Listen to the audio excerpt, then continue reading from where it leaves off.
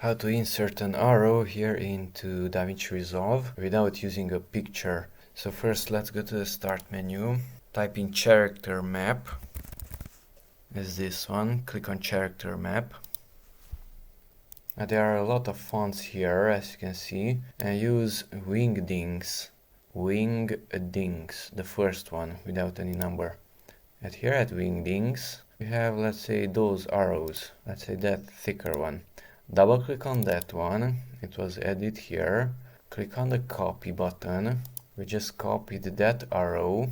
Now inside Davinci, come here to effects, go to titles and drag, let's see, the text.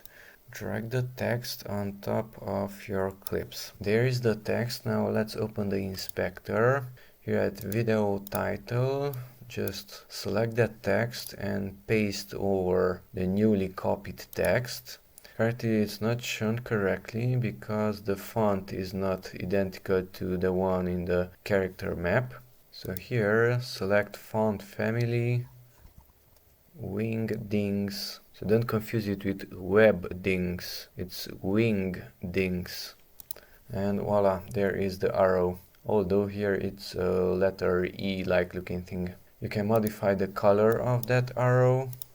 And now it's red. You can modify the size. You can make it larger. You can change the rotation.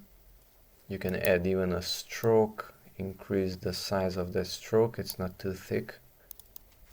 You can add shadow to it. Just move that number to the left or to the right. And with the height, you can add even a background to it, make it less transparent or more transparent. You can click on it, you can reposition it, hold down the Alt key so that it will not stick to anything. Bring that opacity down. From this one you can rotate it. And that's it. You can even make a copy of it by holding down the Alt key and dragging. So Alt and drag and another arrow which can point to the left, let's say. Points to the right, points to the left. So that's how to add an arrow into Davinci Resolve without any pictures.